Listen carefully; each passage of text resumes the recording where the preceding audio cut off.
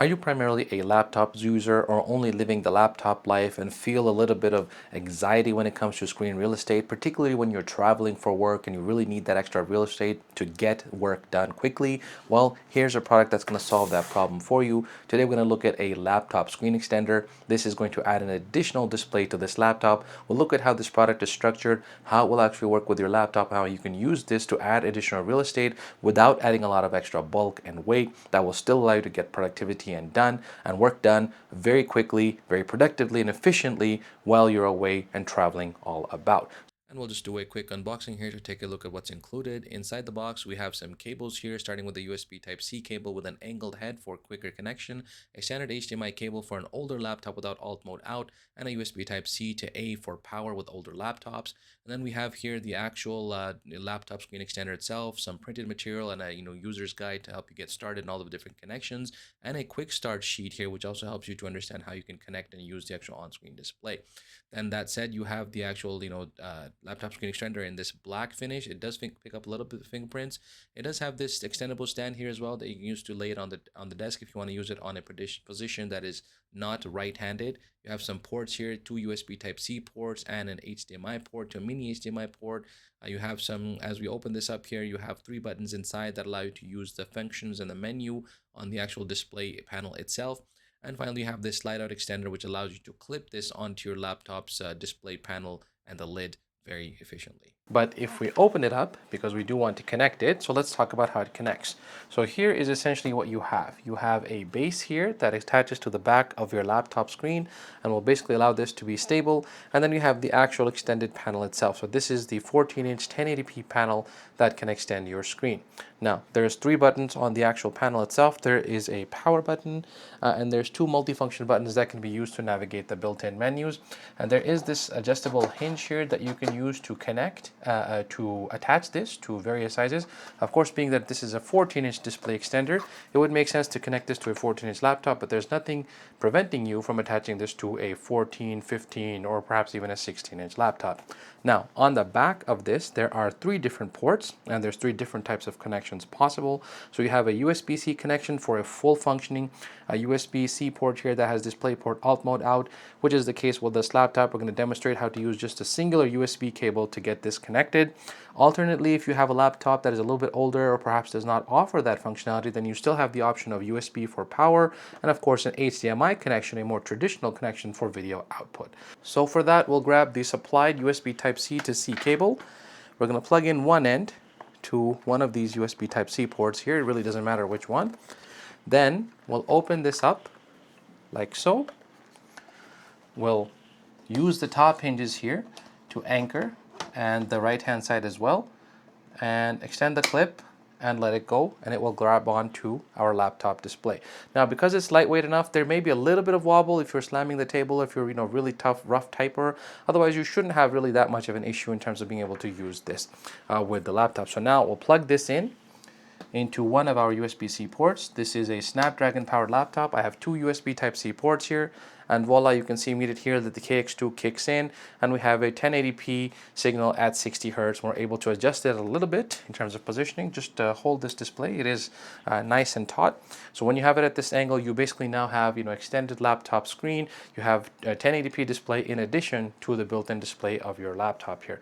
So we'll just show the display settings. And you can see here right now we're in extend mode. Of course, you can go into display mode to duplicate these as well. And now you'll get basically the same effects on both of the screens here.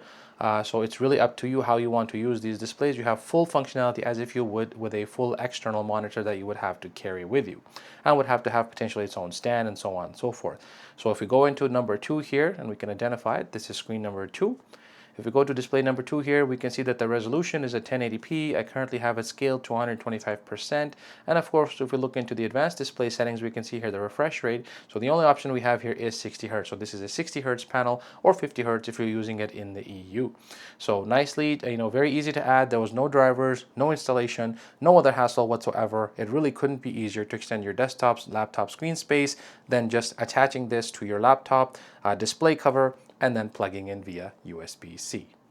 Of course, if you prefer to use this in portrait orientation, that is entirely possible here as well. Quite easy to do. Just unclip this from your laptop screen, Bring it over like so, and you can use the actual base of this monitor here and the actual cover as a display stand. So you'll see here, you can also angle this, quite comfortably to get a nice vertical display. Then head over to your display settings here, identify which monitor this is, number 2. We'll scroll down and under Windows Display Settings, click the display orientation, and you can choose one of these other display orientations here. In this case, Portrait Flip will give you a top side down readable display. So you can use this for reading text, coding, and things of the like. And of course, the panel itself has 3 buttons here. So there is a power button. If you hold it down, you can turn on and off the monitor. And you have 2 buttons here, plus and minus, which are used to navigate the menu. To access the menu, press the power button, and you'll get this on-screen display menu here. You can see here there's a lot of different things you can adjust: brightness, contrast, backlight, sharp, and so on. And we can use the buttons here, such as plus or minus, to navigate. And of course, if you press the power button again, you'll be able to go into the menu itself and then go down in amongst the menus here. So if we go to, for example, this one, we can then toggle it from standard, game mode, there's movie mode, there's a text mode for readability, FPS mode for playing games, RTS, and standard. So there's quite a bit of functionality here that you would not generally expect. There's also a color menu. You can go in here to color temperature. By default, this is a 100% sRGB coverage monitor, which means you're going to have enough color coverage here for gaming and most typical web work and usage and things of that sort. You also have the option here to adjust the on-screen display. You can change the language, you can change the positioning, you can also change the transparency of it as well. And you have options here to adjust the aspect ratio as well as use HDR mode on and off. I'm not really sure how that will fare, but I can just demonstrate here for you guys. So if we set it on, I'm not really sure how that's supposed to experience. We'll just head over to Windows and we'll set this to be an HDR display. Once we toggle that on, we'll go into our monitor number 2 here. If you scroll down to HDR, you can see that Windows here does not detect this as an HDR display. So I'm not really sure what that HDR function is supposed to do. I suppose it's some sort of color implementation which tries to broaden the color gamut, but to which degree it works, it's not entirely certain. And continuing on, the last option in the menu is the signal source. You can select which input you're going to use for the actual signal. What it is nice to see here that a low blue light feature is included. So for example, you could turn this on to yellow the screen, which is great if you're going to be working in the dark, or if you're color sensitive and at the end of the day you don't want to be exhausted.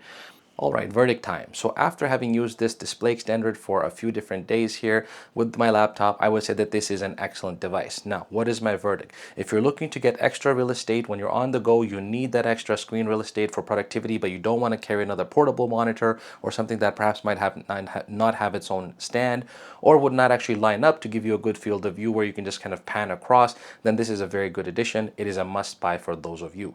For those of you who are looking for a larger extender, perhaps maybe an 18-inch display or a 16-inch display, even a 17-inch display, then you may want to look elsewhere. This will probably await for you. And for those of you who really don't care, who are single focused or single-minded and are only doing gaming at one time or work at one time or reading or Netflix, content consumption, and one single display that's built into your laptop is sufficient, then perhaps this will be a skip for you. All right, there's links in the description below if you wish to purchase. Those are affiliate links. They help out the channel, but at no extra cost to you. Thanks very much for watching, and we'll see you in the next video.